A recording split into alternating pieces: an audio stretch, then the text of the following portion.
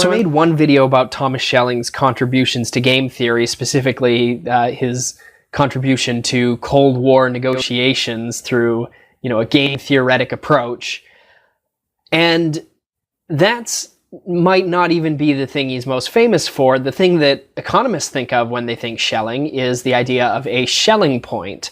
So a Schelling point, or he called them focal points, which is also a term we still use, it's a thing that crops up in a class of games known as coordination games.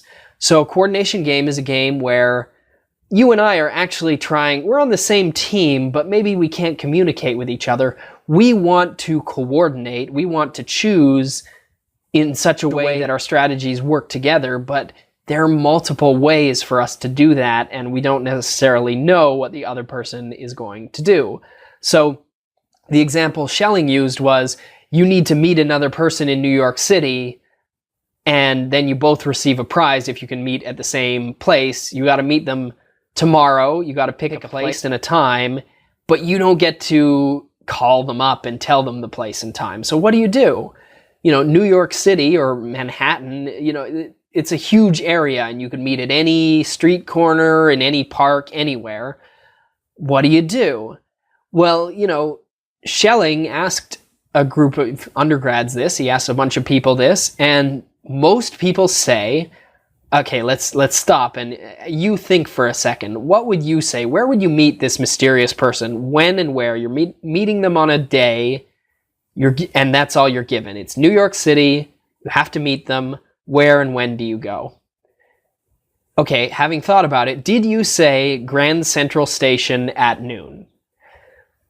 So Grand Central Station at noon was the answer that most people gave. Another common one would be the Empire State Building, right? But the point is, these are big, visible landmarks. They're things that people immediately think of when they think of New York, and maybe they think of Grand Central Station in particular as a meeting place. I think people specifically said the information booth at Grand Central Station. And playing this game, where you want to coordinate, you coordinate on something that is salient, something that is noticeable.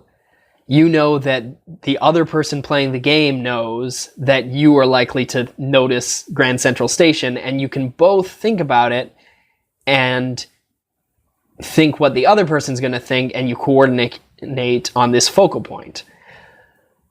Another example, maybe a more abstract example, is let's say you and I both have to, let's say we've gone in for an economics experiment, and economists have really run this experiment. You and I both need to pick a number between 1 and 100, and if we pick the same number, we each get $10. If we pick different numbers, we get $0.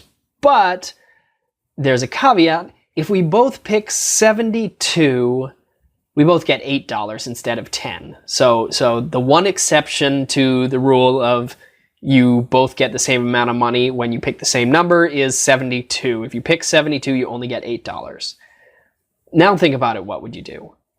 See, the thing is that 72 is objectively worse than any other number for coordinating on, but you know that I know that you know, on to infinity, that we're going to be looking at 72 and thinking the other person is looking at 72, I'm looking at 72, I know they're looking at 72, they know I'm looking there, I should pick 72, and something like 2/3 of people will go for that. A lot of people go for the option that is worse because it is a focal point.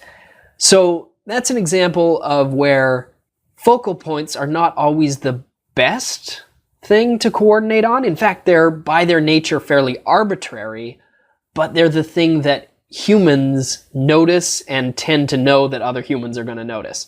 So for a real world example, let's say, it's back in history and you're going to choose a number system. You haven't invented numbers, but you're going to invent numbers, and now what are you going to do? Well, the obvious choice is to choose base 12, because 12 is divisible by, of course, 1 and 2 and 3 and 4 and 6.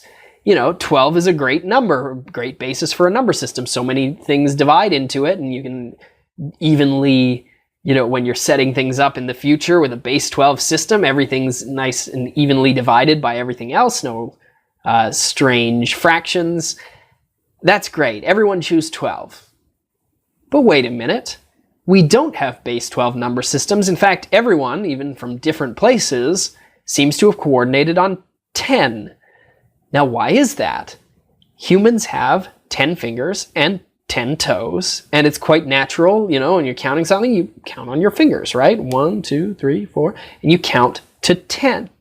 So even though 12 is objectively better than 10 for a number system, even though we could coordinate on any base we want, we could do binary, base 2, right? Or base 8 or base 16, we coordinate on 10 because that's the Schelling point or the focal point. 10 is the number of fingers that humans have, and even if I lost a finger, I know other humans are going to have 10 fingers, so I would, not invent my own base 9 number system just for me. I would adopt base 10. National borders are another example, right? They're quite arbitrary, but it's important that countries can coordinate on their national borders. So, for instance, you see a lot of national borders go through rivers, which are very sort of natural geographic barriers. And, you look at a map and it's easy to see where the river is.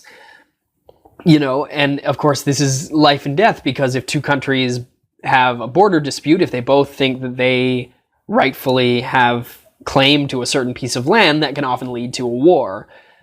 There's nothing particular about the 49th parallel, which is the border between Canada and the United States, that makes it a perfect border.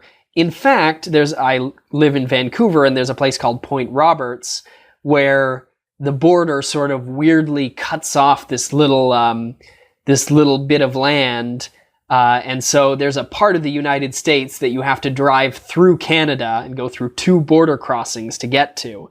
And that's silly, that's strange, it doesn't make sense. But, when they were drawing this border, it made more sense to coordinate on something that both could agree on. So, the 49th parallel, it's easy, and it was easy at the time, to measure latitude, right? And so you just pick a latitude and say, okay, everything from the Great Lakes to the Pacific Ocean is cut through at this latitude, 49th parallel.